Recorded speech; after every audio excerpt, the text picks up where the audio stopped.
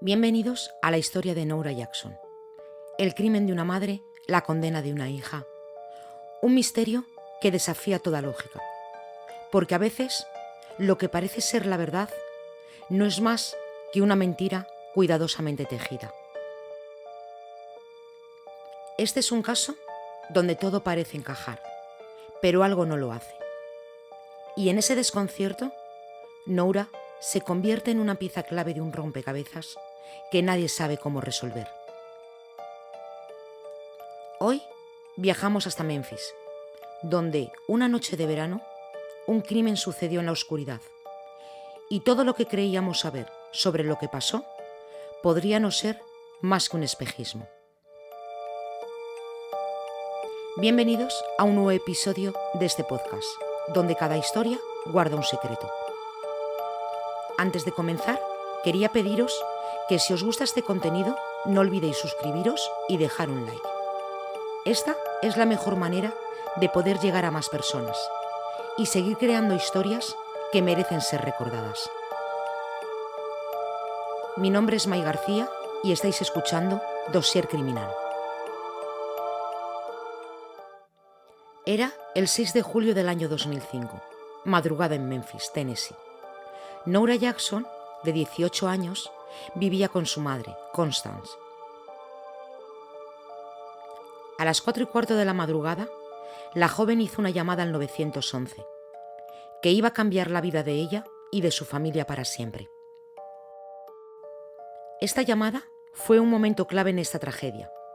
En la grabación, se escucha cómo Noura le cuenta al operador que Constance, su madre, estaba muerta. En su voz hay una mezcla de confusión y miedo, pero también una cierta calma, que llamó la atención de los investigadores en ese momento. Noura decía en esa llamada: «Por favor, ayúdenme, mi mamá está muerta. Alguien la apuñaló, no sé qué hacer, no sé qué pasó». Cuando la policía llegó a la casa, Constance estaba tendida en el suelo del comedor. Su cuerpo estaba cubierto de sangre. Había sido apuñalada varias veces en el cuello y en el torso. El cuchillo que causó su muerte, un cuchillo de cocina de gran tamaño, estaba cerca del cuerpo.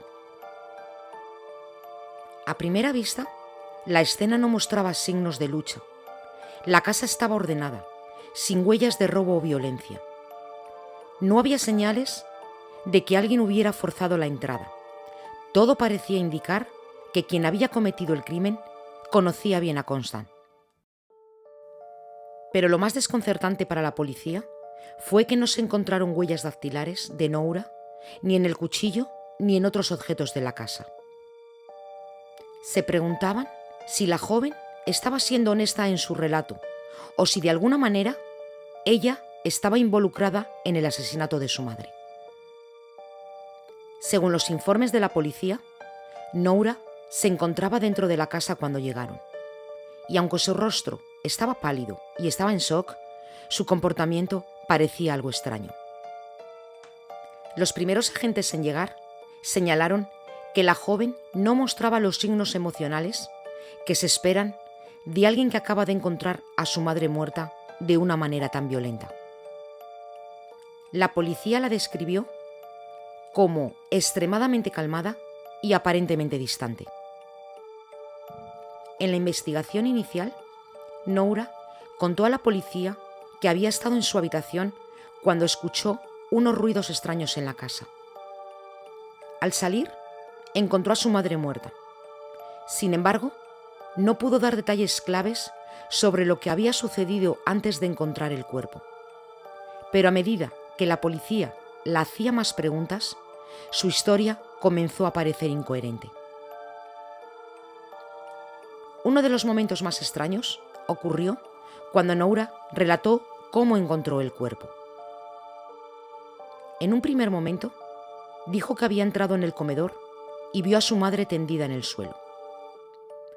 Pero en una segunda declaración, Noura cambió su versión, diciendo que había estado en la cocina cuando escuchó un fuerte ruido y que al correr al comedor vio a su madre muerta.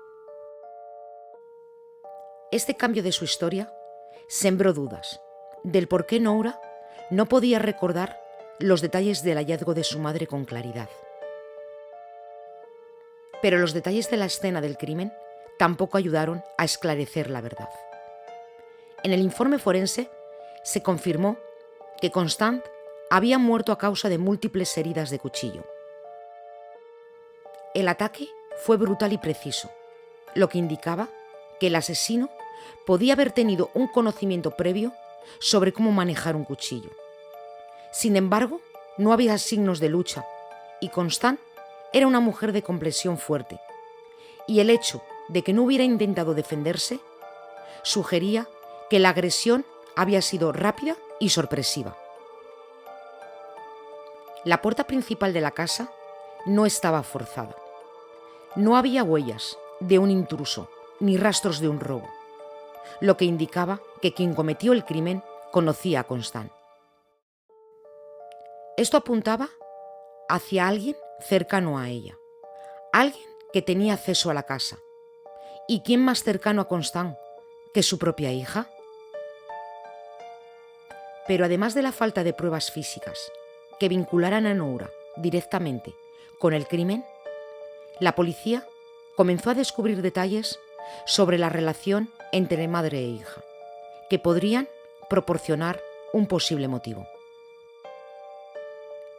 Según amigos y familiares, la relación entre ellas era complicada.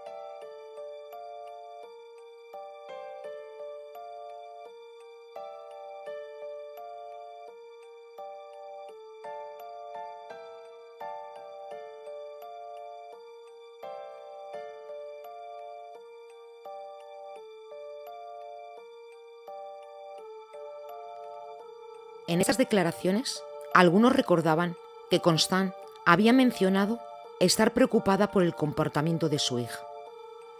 Ella había llegado a confesar que Noura tenía una relación con un hombre que ella desaprobaba, y había llegado a decir a algunos conocidos que temía que su hija pudiera hacerle daño. Pero a pesar de las dudas que surgían sobre la relación entre la madre y la hija, las autoridades no tenían pruebas suficientes para acusar a Noura. Nadie sabía con certeza si esto había sido un robo que había salido mal o si realmente alguien cercano a Constant estaba detrás del asesinato. La investigación se prolongó durante días, pero las pistas seguían siendo escasas. La policía intentó reconstruir la vida de Constant y de Noura, buscando pistas en el entorno familiar, pero la verdad seguía sin salir. Noura mantenía su versión de los hechos. Ella no había cometido el asesinato y no sabía quién podía haberlo hecho. Sin embargo, a medida que pasaban los días y las declaraciones se repetían, los investigadores comenzaron a notar que las respuestas de Noura eran inconsistentes y su comportamiento emocional parecía inusual para alguien que acababa de perder a su madre de una forma tan trágica. En los días siguientes, las autoridades continuaron interrogando a Noura, quienes cada vez estaban más convencidos de que algo no encajaba. A sus 18 años, Noura estaba a punto de enfrentarse a un proceso que cambiaría su vida para siempre. La joven fue detenida bajo sospecha, aunque no había pruebas físicas que la vincularan directamente con la muerte de su madre. Fue detenida el 16 de julio del año 2005, poco más de una semana después del asesinato. Desde el momento de su detención, las autoridades comenzaron a construir una acusación en su contra, que se basara principalmente en la interpretación de su comportamiento, más que en pruebas materiales.